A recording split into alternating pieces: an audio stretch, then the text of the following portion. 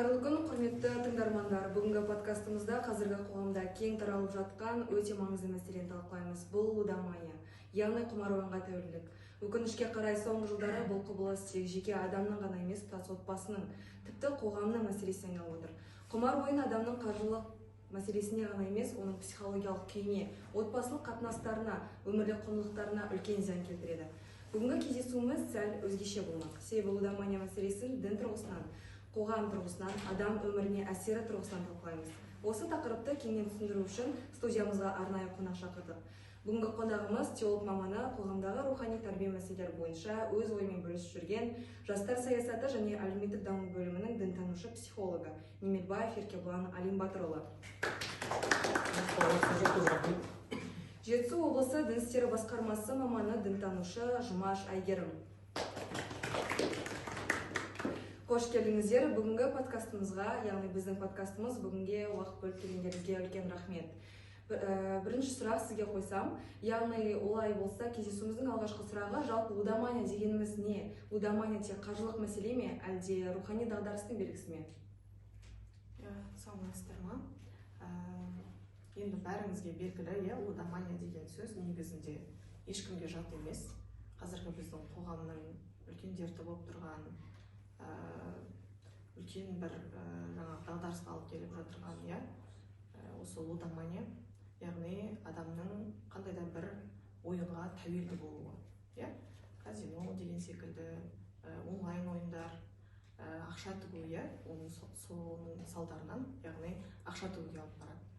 Енді бұл лудомания негізгі бастамасын айтатын болсақ, бұл лудоманияның ең бірінші себебі бұл адамның қаржылай дағдарысқа ұшырауы емес, психологиялық тұрғыдан және рухани тұрғыдан дағдарысқа ұшырауы.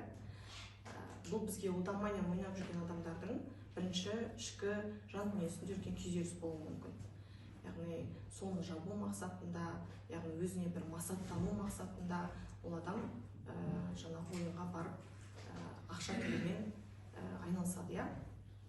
Қазіргі біздің жастардың үлкен кедергі келтіріп жатыр, осы лудомания оқуында болсын, отбасылық жағдайында болсын, жаңағы әке-шешесіне болсын, үлкен жаңағы қалай айтсақ болады, қиын жағдайға ұшыратып жатқан осы лудомания. Ал енді бұл лудомания ойнап жүрген адамдар дер кезінде жаңағы көмек алмайтын болса, бұның салдарынан тіпті адам суицидке дейін баруы мүмкін. Ол отбасылық жағынан оған өте жақсы көмек қажет деген секілді. Келесі сұрақты сізге қойсам, яғни мемлекет пен қоғам бұл мәселемен күресу үшін қандай шаралар қолдану керек деп ойлайсыз?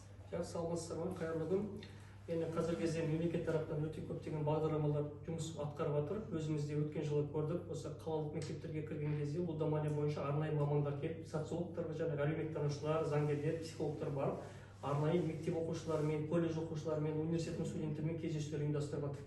Сол жерде кездесуде маған ең жақсы ұнағаны, ол жерде арнайы бүктемелер, парақшалар беріліп жатыр екен. Парақшаларды қарайтын болсам, қазіргі кезде сол жердегі арнайы сұрақтарға жауап берілген, яғни лудоманиядан біз қалай сақтануымыз керек, лудоманияның жаңағыдай қысқаша адамға кері әсері, одан қалай сақтану керек, егер қажет болған жағдайда қандай жерге көмекке жүгіну керек, қандай телефон номерлері, жаңағыдай қауырт жері барлығы да жазылған. Өйткені біздің қоғамда қазіргі кезде бізде бар, адам баласы басынан проблема туындаған кезде көбісі психолог маманға барудан ұялады. Яғни менің психологиялық тұрғыдан бір кемшілігім бар болуы мүмкін деген сияқты адамның өзінде бір ішінде бір жан дүниесі болуы мүмкін. Ол өте қате пікір қазіргі уақытта.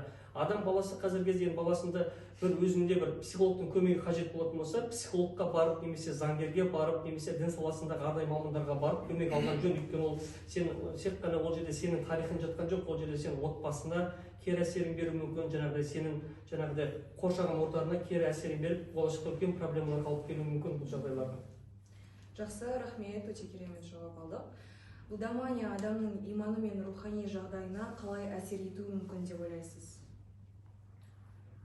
Жаңа айтып өттім ғой, бұл рухани дағдарыс болғаннан кейін тікелей әсер етеді.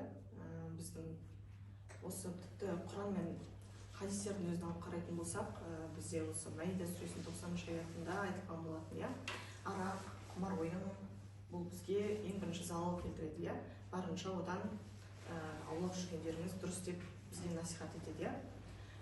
Енді бұл жердегі рухани жағына әсер етуі дегеніміз адам ішкі дүниесін жаңағы ішкі дағдарыс болып жатқанда бүгіп қалады, иә.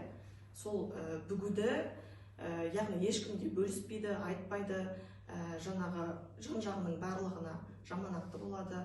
Неге? Себебі оған лудоманияда жүрген адам бірінші қарыз сұрап бастайды, иә. Яғни өзінің қаржысы біткеннен кейін жан-жағындағы адамдардың барлығынан қарыз сұрайды, ал ондай адам өзін өзі іштей жей бастайды. Иә, іштей жеген адам рухани дағдарысқа міндетті түрде түседі. Иә, келесі. Жақсы, рахмет жауабыңызға. Келесі сұрақ, лудоманияның салдарынан көптеген отбасылар бұзылып жатыр, яғни ондай жағдайда отбасы мүшелері қандай шара қолдануы тиіс, не істеу керек? Жақсы, бұл мәселе бойынша енді егер отбасыда осындай проблема туындап жататын болса, сол жаңағыдай алған лудоманияға, құмар ойынға кіріп баратқан адамды арнайы жаңағыдай бірінші отбасы ішінде ақылдасып сөйлесу қажет. Өйткені бізде көп адамдар сондай бір адам тап болған кезде бәріміз кінәлап шығамыз да, сен жаңағыдай осындай кінәға батып кеттің, сен Құдайдың алдында кінәлісің деген сияқты сөздерді нетеміз да, адам одан сайын оқшауланып кетеді. Ондай жағдайдың алдын алу үшін сол адамды апарып арнайы психолог маманмен сөйлестіру керек. Арнайы психологиялық көмек беру керек. Ол адамға жаңағыдай оның өмірге деген талпынысын, қызығушылығын оятуымыз қажет. Әрбір адам баласының енді өзінің бір хоббиі болады ғой, біреу спортқа жақын болады, біреу жаңа кітап оқуға жақын болады. Яғни адам баласының сол жаңағыдай өзінің хоббиін, яғни ішкі жан дүниесіне қабілетін қайтадан сыртқа білдіріп, оның жаңағыдай ішкі жан дүниесіне лудомания деген талпынысын басқа бір жақсы салаға талпындыру қажет. Сол кезде адам өзінің өмірінің мағынасын тауып, үлкен бір жетістіктерге жетуге әкеледі. Жақсы, рахмет. Келесі сұрағым, яғни Құранда немесе хадистерде құмар ойын туралы қандай ескертулер айтылған? Жаңа ғана атап өттім, Маида сүресінің 90 аятында осы құмар ойын туралы айтылған болатын. Енді бұның лудоманияның ең бастапқы салдары қазіргі таңда біздің бос уақытымыз, иә. Қазір жастарда көбісінде бос уақыт өте көп. Бізді яғни алдына мақсаттар дұрыс қойылмағандықтан адам жаңағы өзінің немен айналысарын білмей, жан-жағындағы болып жатқан жаман бірінші шығады, иә. Жаман бірінші жұққаннан кейін сол лудоманияға болсын, иә, басқа да жаңағы керек емес дүниелермен айналысып кетеді. Сол себепті ең алғашқыда сол Құранда айтылғандай адамның өзінің жаңағы құмар ойыннан, иә, басқа да дүниелерден аулақ жүруі өте маңызды. Жақсы, рахмет. Келесі соңғы сұрағым сізге. Бүгін біздің подкастымыздың көптеген жастар тыңдауы мүмкін, яғни сол жастарға, әсіресе құмар ойындарға қызығушылығы бар адамдарға қандай кеңес берер едіңіз? Енді жастарға қазіргі уақытта егер білім саласында жүрсе, ең бірінші білім алу керек. Өйткені білім жолында аянбай еңбек еткен кезде адам баласының көзі ашық болады. Әрбір салаға, әрбір жаңағыдай діни ағымдар болатын болсын, лудомания болатын болсын, басқа да бір адамды тура жолдан адастыратын жолдарға адам өзі ішкі жан дүниесіне анализ жасай алады. Яғни ой санасы жетілген адам әрқашанда ондай бір кері жолдарға тап болмайды. Яғни өзінің басына қиындық туған жағдайда сол қиындықтан шығу жолдарын адам өзі тауып біледі. Енді бұл жастарға қазіргі кезде айтатынымыз ең бірінші сауатты болу керек. Құқықтық сауаттылық, жаңағыдай қаржылық сауаттылық, діни сауаттылық мәселелерді меңгерген жағдайда адам баласына ешқандай проблема болмайды. Жақсы. Келесі сұрақтары біздің тыңдармандарымызға берсек, сұрақтарыңыз бар болса қойсаңыздар.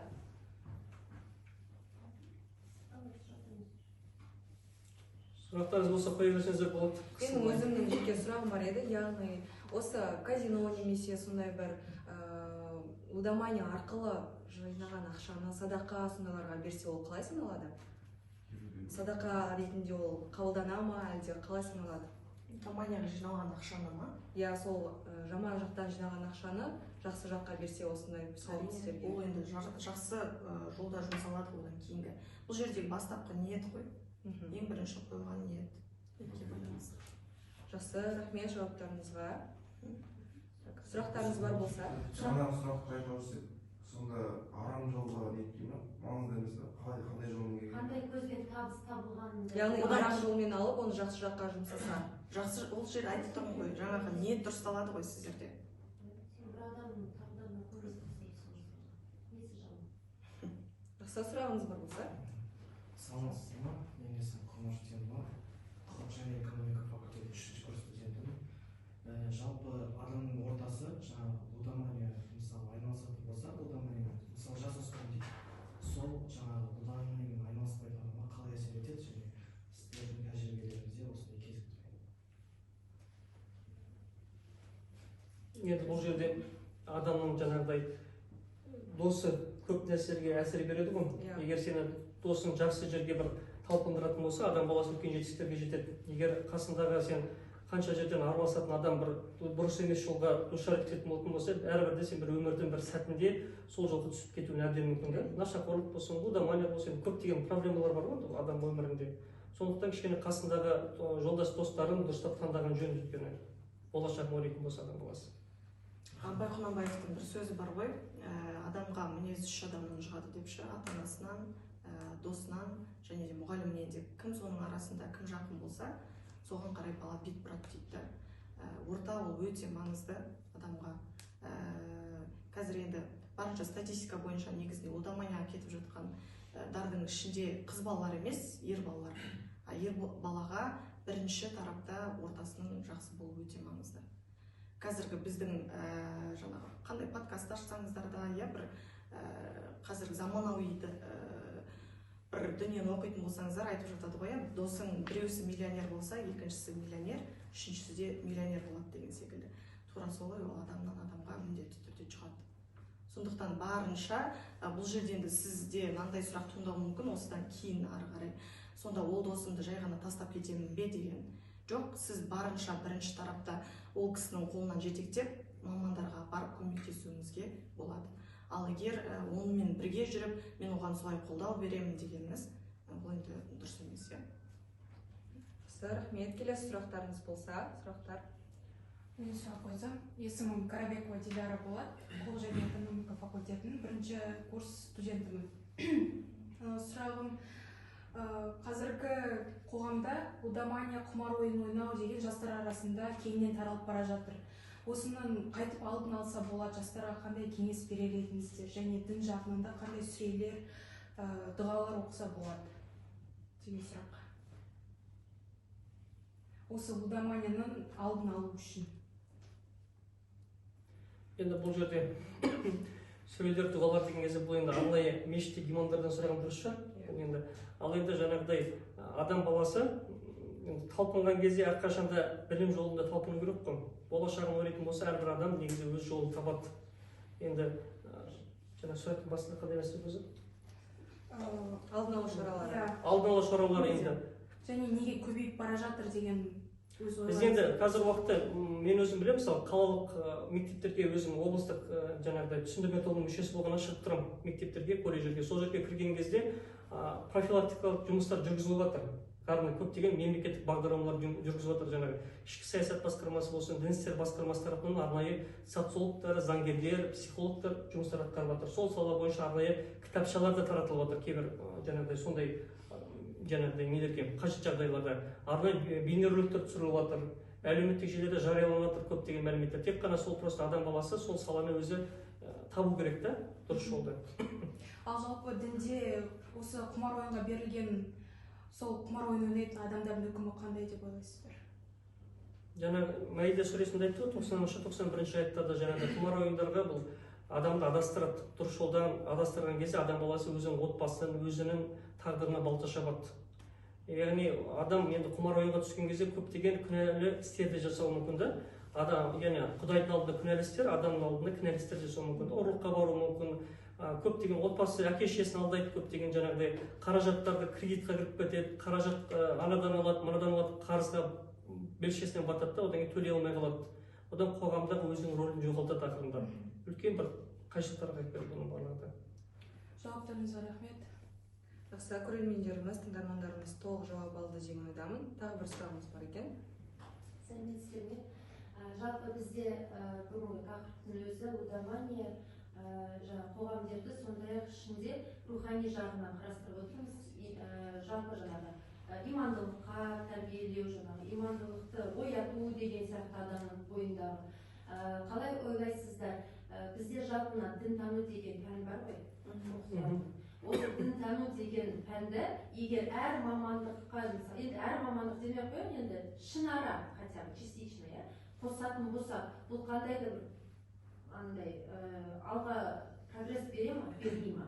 Мысалы адамның рухани жағынан болсын, жаңағы тәрбиелік мақсатта адамды тәрбиелеу, сондай жаңағы не болады, не болмайды жатыр. Біз заң тұрғысынан жаңағы болады, болмайды дегенді ажыратып жатамыз ғой оқып. Енді діни жағынан сондай адамның ішіндегі қасиеттерді оятсақ, осындай қылмыстардың азаюына әкеліп соқтыра ма, соқтырмай ма, пайдасы бар ма, жоқ па деген сияқты.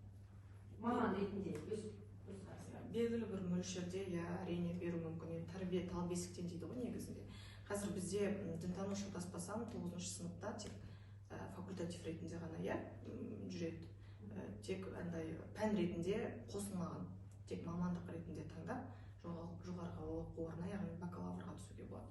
Бірақ енді менің тарапымнан ұсыныс бастауыш сыныпты аяқтағаннан кейін 5-ші сыныптан қандай да бір жаңағы үзілістердің арасында тренингтарды қосуды ұсыныс ретінде беретін едім.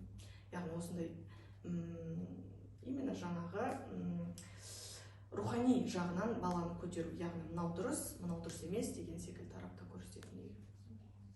Енді ол жерде әртүрлі әдістерді айтып тұрмын бұл кісі. Өйткені аудиториямен жұмыс жасау өте қиын ғой. Әрбір аудитория өзінің қабылдауы да әртүрлі болып келеді. Мысалы мен өзімді кезінде осы дінтану пәні бойынша сабақ берген. Сол жерде дінтану пәнінде негізі көп жерде маман жетіспейді. Одан кейін арнайы дінтану сараптамасынан өткен кітаптардың саны аз. Факультатив пән ретінде оқытылғаннан кейін ол жерде жаңағыдай баға қойылмайды. Шатаспасам мектептерден баға қойылмағаннан кейін аса жаңағыдай оқушылардың арасында да сол пәнге деген бір қатты талпыныс болмайды. Енді бәрібір де баға қойылмайды, не үшін оқуым қажет деген сұрақ туындауы мүмкін да. Енді осы бойынша жаңағыдай арнайы бір пән ретінде дұрыстап бекітіп, арнайы бір мамандарды беріп, мұғалімдерге сағат бөлінсе, әрине болашақта өзінің бір жемісін береді бұл салада. Менің бір сұрағым болса, есімім Дулатұлы Жақсылық, құқық және экономика факультетінің магистратурасының 2-ші курсында білім аламын. Қазір мемлекет тарапынан шаралар қолданып жатыр. Сіздер айтқандай лудоманияға қарсы, мысалы мемлекеттік қызметшілерге белгілі бір қызметпен айналысу құқығынан айырып жатыр. Даже банк саласында да несие бөлінбей жатыр лудоманияға айналысқан адамдарға. Ал діни жағынан жаңа айттыңыз ғой, тренинг өткізуге болады. Ал өзімнің ойымша уақыты шектеулі тәрбиелік мәні бар шараларды ғана емес, қалыпты түрде үлкен ауқымда алатын қандай да бір шаралар қолдануға болады ма? Қандай шараларды сіздер ұсынып едіңіздер? Қандай да бір құқықтық режим қолдануға болады бұл жерде? Енді қараңыз, сұрағыңыз өте орынды. Бұл жерде бізде көп мәселе қосылған кезде бәрін дінмен байланыстырамыз. Бұл жерде жаңағыдай қалып қалады, ата бабадан келетін дәстүр деген ұғым бар да бізде. Өйткені біздің ата бабамыздан келетін көптеген дәстүрлердің барлығы адам баласын дұрыс тәрбие беруге бағыттайды да. Мысалы бізде қызға 40 үйден тиын деген ұғым бар. Ол жерде жаңағыдай қыз баланың тәрбиесі туралы айтылады.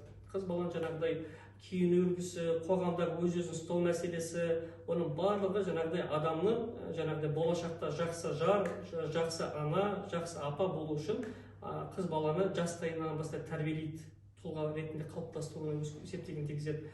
Жаңағыдай көптеген біздің қанағатты сөздеріміз бар, мақал-мәтелдер бар, оның барлық адамның тұлға болып қалыптасуына өз септігін тигізеді қазіргі уақытта. Біз тек қана дінмен ғана шектелмеуіміз керек. Бұл жерде жаңағыдай көптеген жаңағыдай осыны ата бабадан келетін көптеген жаңағыдай салт дәстүрлерді орындауымыз қажет. Жастарға көптеген мән мағына берілдіретін жаңағыдай үлкен ардагер ұстаздарымызбен кездесу ұйымдастыруымыз керек. Үлкен жаңағыдай осылардың барлығы да жаңа болашақта өзінің жемісін тигізеді жастарға. Бұл жерде әдістің қалай болғанда емес, өтімділігіне байланысты ғой. Қазіргі мысалы осы аудитория отырмыз, сіздерден артық мысалы 20 адам жиналатын болса, сен біразыңызды бері қарату қиынға соғады. Неге? Себебі жай ғана бір тарапта өтсе, ол көп адамға қызық емес болып қалады да. Қазір заманауи тілде алып қарайтын болса, заманауи үлгіге келтіретін болса, көп адам уже бет бұрады. Менің айтып отырған жаңа тренинг дегенде сол балалардың тілін таба білу ғой бұл жерде. Әдісін. Сіз айтып отырсыз, мысалы біз 20 адам отырмыз, 20-сының барлығы мысалы соңғы кейін ете алмайды. Сол себептен де осындай короткометражный событиямен ғана емес, қалыпты түрде постоянно болатын қандай іс-шара қолдануға болады деп бүгін естідік, мысалы ертеңгі күні мысалы 10 бала болса, мысалы оның 5-еуі ғана түсінді, 5-еуі болып кетті мысалы.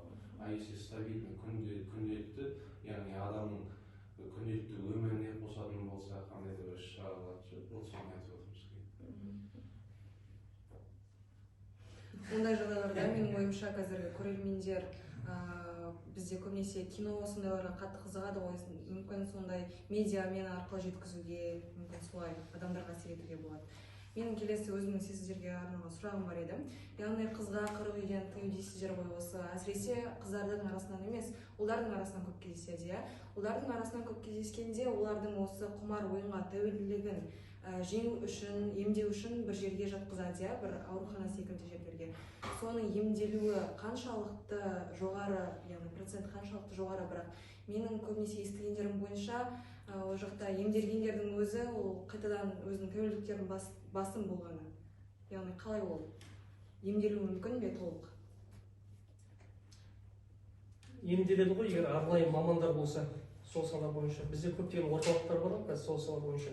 Сол жерге жаңағыдай өздері курстар бар ғой, 3 айға жатқызады, 6 айға жатқызады, 1 жылға жатқызады. Мен өзім сондай бір теледидардан көріп қалдым да, сондай бір бағдарламаны. Сол жерде жаңағыдай сол жаққа түскен бір жас жігіт өзінің жаңағыдай жұбайымен, ата-анасымен сөйлесіп тұр да, бұйыртса мен жаңағы 3 айдан кейін барамын, есімді жидым, жаңағы балаларға сәлем айт деген сияқты өзінің кәдімгі өз көзімен көргенін айтып отырмын да. Яғни адам баласы сол жаққа жеткеннен кейін өзінің көзқарасы ол жаққа барғаннан кейін қалыптасады ғой. Қалыптасқаннан кейін арнайы мамандармен жұмыс жасағаннан кейін, арнайы сол бір арнайы курстардан өткеннен кейін, семинар, тренингтен өткеннен кейін адам баласының ойы, өрбісі жаңағыдай басқаша дами бастайды.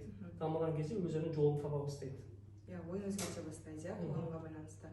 Жақсы, көрермендерімізде тағы сұрақтар болса, жақсы, сұрақтарыңыз болмаса, онда осымен біздің подкастымызды аяқтасақ, лудоманияның маңыздылығының, жаңалығын бәрін түсіндіңіздер деп ойлаймын. Яғни адамға қаншалықты ол құмар ойын тәуелділігі өміріне қалай әсер ететіні. Жақсы, сіздерге көп рахмет. Тыңдармандарымыз сұрақтарына толық жауап алды деп ойлаймын. Осымен біздің подкастымыз аяқталды. Жақсы, көп рахмет. Үлкен рахмет, Еркебұлан ағайға, осы біздің шағын топпен осындай дәріс, апайымыздың аты жөнін білмей қалыппын. Сізге үлкен рахмет. Діни басқармадан келіп отырсыз, үлкен рахмет. Осы өзіңіздің тәжірибеңізбен, біліміңізбен біздің білімгерлермен бөлісуге. Алдағы уақытта қазір осындай подкаст каналды біз тұрақты түрде жасаймыз. Ол алғашқы бағдарламалардың бірі. Сіздерге үлкен рахмет, уақыттарыңызды бөліп, бізге үлес қосып отқандарыңызға, жұмыстарыңызға сәттілік тілейміз. Жақсы рахмет. Жаңа бір сұрақты толықтырып кетсе болады, видеода түсірмей просто былай.